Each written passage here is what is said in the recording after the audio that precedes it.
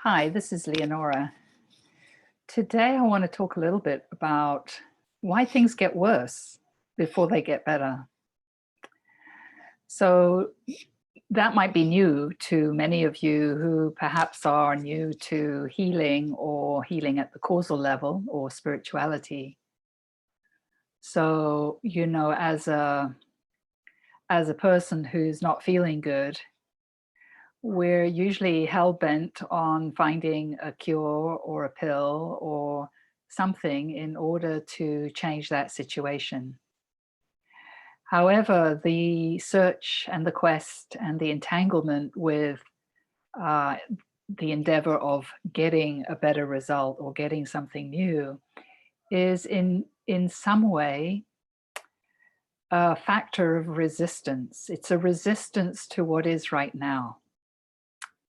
So what I noticed in my own journey from many, many years ago is, in fact, even after my original awakening experience, where I had um, a connection with a state of consciousness that was unshakable, and it was, this is me. It's like I knew all of a sudden who I was, and I could more clearly see who I wasn't. And, I was befuddled for some time because I had this illusory idea that people woke up and then they were done. And that was not what was happening to me. In fact, the opposite was happening. I had this profound experience. It was very pleasant and very transformational.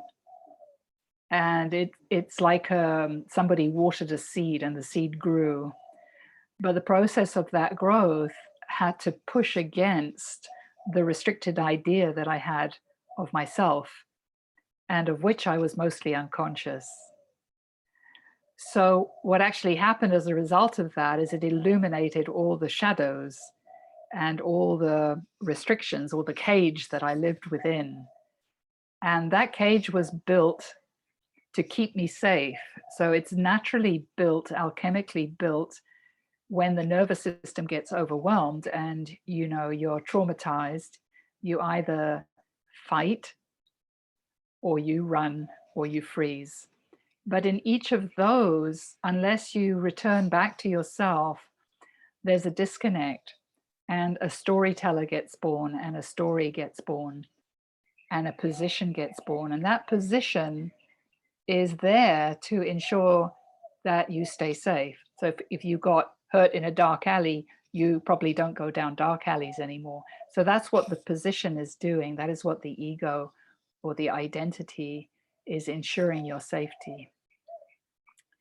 But sometimes, depending upon the levels of trauma that people have, too much safety is a little bit like being dead, because you're kind of locked in a cage and you're not really experiencing life.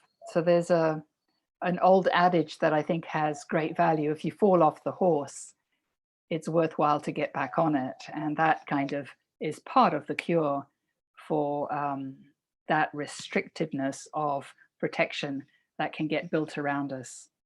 So why things get worse before they get better is because we're actually unconscious of our own beliefs, ideas, and concepts that we have about life. And yet we're unconsciously manifesting them, so that the world that we see is a sort of reflection of that unconsciousness that we're holding.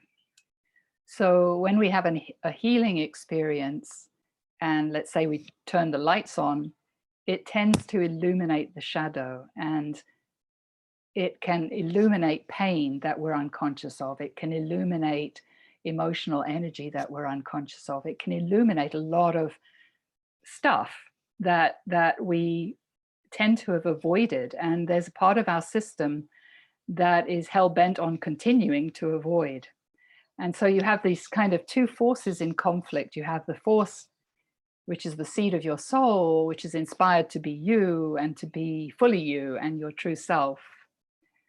And there's a natural alchemy behind that force, and you can call it truth, or you could call it love, or you could call it the absolute.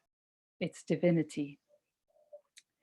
And there's another force that we have that comes along with self-awareness, which is this protective quality. And so those two forces are kind of at odds. And what is necessary is to be able to see your resistance. And until you can not just see it, but integrate it, the change is not complete. So it's not just about feeling something in the body and clearing it there, though that's the first step and most valuable. But it's also about shifting how you see the world. And until you do that, that system keeps locking you down, and the resistance causes more pain. So what I always share with people when they get into a state where it gets worse before it gets better is that the task then is really to give it space, to go for a walk, to do soothing things that help you, enable you. Walks in nature, for example, are very good, or having a bath with lavender oil is very good. There's things that listening to your favorite music or podcasts, inspirational things. At some point, you can then access your system in a way that you're not overwhelmed. And the sooner that you kind of allow what's happening to happen, the sooner you accept and allow the pain or the resistance that's there, the sooner you can move through it and integrate it. So, I wanted to share this because it might appear to some that it's not working, like we're so primed and conditioned to take a pill so the pain goes away. But if we're healing at the causal layer, the pain is actually an indicator of where we need to work and what we need to meet in a loving way. So there's a lot more on that topic, but if you like my content, please consider subscribing and sharing. And there are more videos that you can watch that talk about trauma and how that affects us. Okay, bye for now.